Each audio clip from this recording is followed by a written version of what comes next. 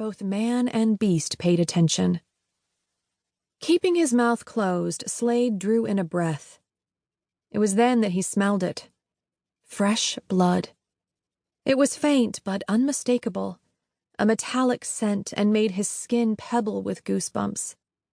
Next, he caught the almost imperceptible scent of black bear, which he'd always likened to a wet hound that had wallowed in something rotten. Online environmentalists claimed that bears didn't stink, that they smelled like the berries and other things they ate, which might be true at a zoo or rescue site, but it wasn't in the wild.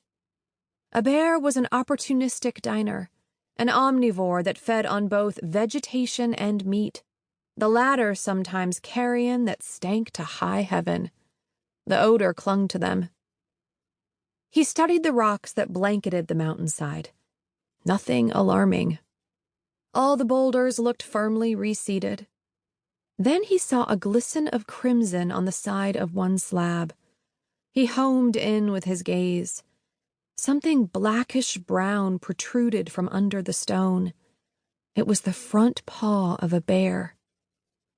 Just then, Slade's dog, Pistol, burst from the forest onto the trail. He'd been off chasing a squirrel or rabbit and still wore a goofy grin. Of undetermined lineage, the canine had the coat of a collie, the coloring of a Rottweiler, and the agile build of an Australian shepherd. He had appeared on the porch 6 years ago, the scraggliest and skinniest pup Slade had ever seen. He hadn't wanted a dog.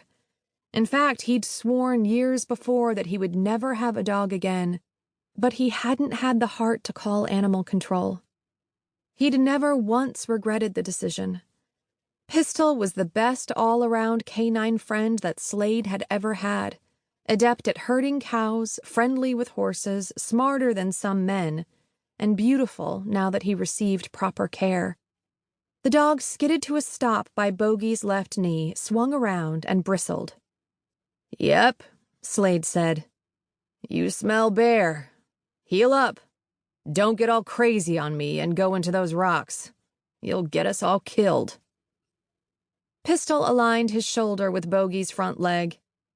After swinging out of the saddle, Slade gave the gelding a comforting pat, then snapped his fingers and pointed at the ground to make Pistol sit before he approached the steep bank. Crawling up into that jumble of rock would be foolish. Instead, he remained on the trail and moved eastward. Then he turned and saw the hindquarters of the bear. She lay on her side, rear legs sprawled. Definitely a sow.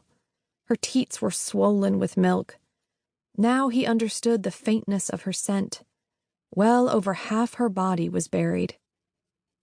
A full-time rancher and a seasonal outfitter and hunting guide, Slade had been raised on wild game and homegrown beef, so he didn't think of himself as a tender-hearted man.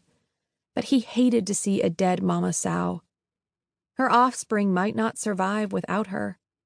Black bears normally bore litters of 1 to 6 cubs, typically 2, sometimes more, and it was only April. Snow, bluish-white in the shadows, still defied the advent of warmer weather.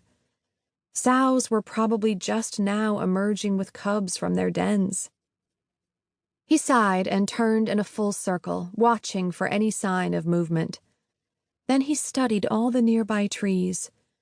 Frightened cubs often shinnied up a trunk and held on until their mother told them it was safe to get down.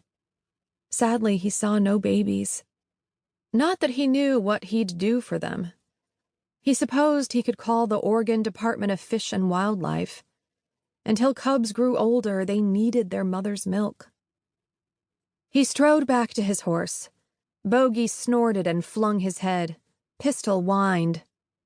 "Now I know why you didn't spook, Bogey. You smelled the blood before I did and knew she was dead." Bogey chuffed and flared his nostrils. Slade gave him a scratch along his poll before swinging up into the saddle. The horse didn't like the smell of bear, whether it was alive or not. "Heel, Pistol. Let's circle the area before we head home. See if we come across those babies." Slade spent the better part of an hour